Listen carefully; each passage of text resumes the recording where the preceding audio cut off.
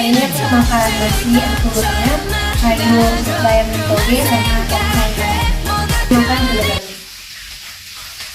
Dapat.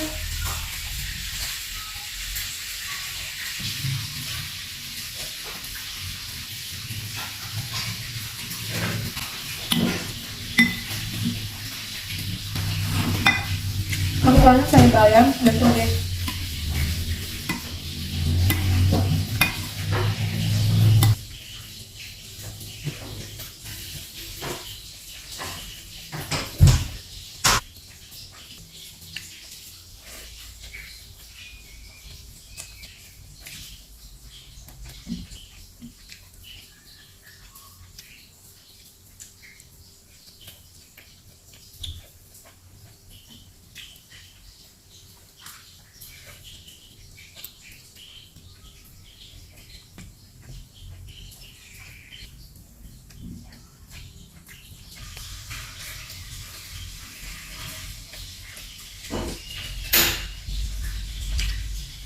Jadi kisah pertama yang bakal aku ceritain ini datang dari wawa aku yang bernama Adinda dari Jepara. Halo Adinda, halo Jepara, apa kabar kalian? Jadi sebelum aku masuk ke cerita intinya nih Wak ya, si Adinda ini bilang kalau memang sebenarnya dia ini waktu kecil tumpul tuh kayak nggak sensitif dengan hal-hal gaib gitulah sama kayak aku. Sampai akhirnya pas dia SMP dan mondok di asrama, dia ini pernah mimpi didatangin oleh orang yang mengaku kakaknya. Nah di saat itu si Adinda ini heran kan, karena Adinda ini anak pertama Wak, sejak kapan dia punya kakak gitu. Ternyata setelah ditanya sama ibunya dulu sebelum ada Adinda, ibunya ini pernah hamil 4 bulan dan keguguran. Nah semenjak didatangi kakaknya inilah Wak, si Adinda ini mulai peka terhadap hal-hal gaib, makin tajam gitu dia. Dia udah mulai bisa nih ngelihat secara langsung bentuk mereka yang begitu seram dan bahkan pernah mengikuti Adinda ke rumah. Nah kisah yang bakal aku ceritain sekarang ini adalah tentang sosok yang ngikutin Adinda ini Wak. Jadi tahun kemarin itu Wak, Adinda ini baru pulang dari kampusnya. Dia pulang pas maghrib memang, dan rencananya mau melanjutkan mengerjakan tugas kuliahnya di kamar. Nah Adinda ini Wak tinggal sama orang tuanya ya, bukan ngekos. Dan di rumah ini pun ada adeknya Wak ya, 2 beradik mereka ini. Nah lanjut lagi, sekitar jam 10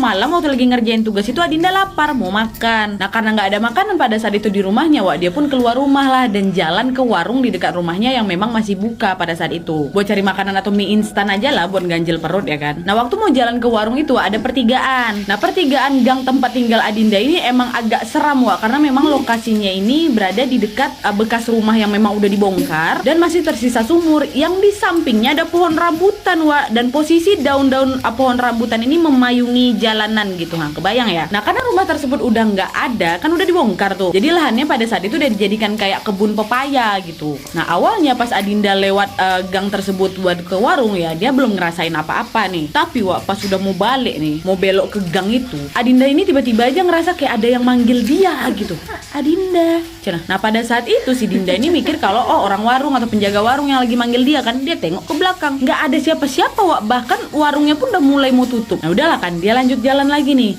Kemudian pas udah masuk gang dan tepat di bawah pohon rambutan itu Wak, Adinda ini ngerasa kalau cincinnya hilang. Lepas aja gitu dari tangannya entah kemana, dicari lah sama dia kan. Pokoknya cincinnya harus ketemu, karena cincin itu tuh cincin kembaran dia sama sahabatnya, jadi kayak tanda best friend lah gitu. Dicari-cari gitu ke tanah kan, sampai turun ke selokan Wak. Bahkan dia pun sempat nyingkap daun-daun kering tuh. Siapa tahu ketendang sama dia ke bawahnya ya kan, berani kali pula ya Allah. Dari cari terus sama dia nggak ketemu kan Wak. Setelah sekitar 15 menit lah si Adinda ini nyari-nyari, dia istirahat bentar, capek, pinggangnya pegal, udah ngebungkuk-bungkuk dari tadi kan nyari si cincin itu, sampai keringetan dia itu Wak. Nah di saat si Adinda ini ngelap keringat di dahinya, tiba-tiba dia ngerasain ada dingin logam di dahinya. Jadi kan dia nyeka keringat di dahi itu Wak pakai tangan kan, ada kerasa kayak dingin-dingin logam. Waktu dia tengok ke arah tangannya, ternyata cincinnya masih ada di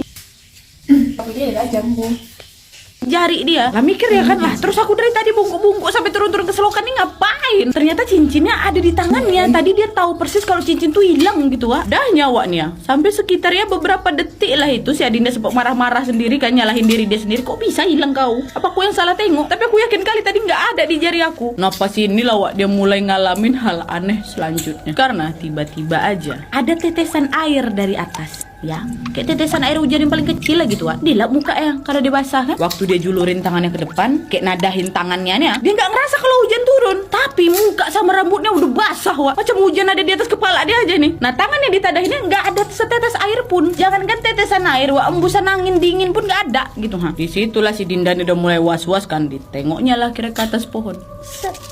Dan kalian tahu apa yang dia lihat, Wak? Adinda lihat ada sosok mbak-mbak bajunya putih lusuh, Wak. Ada bercak darah itu. Lagi bergelantungan dengan kepala di bawah dan rambutnya itu menjulur ke bawah. Kalian tahu kan? Jadi kayak kelelawar. Kepala di bawah tanpa tangan tapi, Wak. Kayak kelelawar bergelantungan. Wajah si mbak-mbak itu pucat, Wak, kebiruan. Bahkan mata sebelah kanan itu kayak mengeluarkan darah dan berbau anyir. Si Mbak Kunti yang bergelantungan itu ngapain dia? Senyum dia ke arahnya siapa itu? Si Adinda. Dia senyum ya kan, rambutnya yang basah nih tetap mengeluarkan angin air. Terus ngapain dia? Dia bayun-ayun pelan itu, Wak. Ngayun-ngayun, nggak ada tangan, nggak ngayun-ngayun deh. Sambil bilang apa? Hai manis, pinjam selimutnya dong. Bisa nggak kalian bayangin?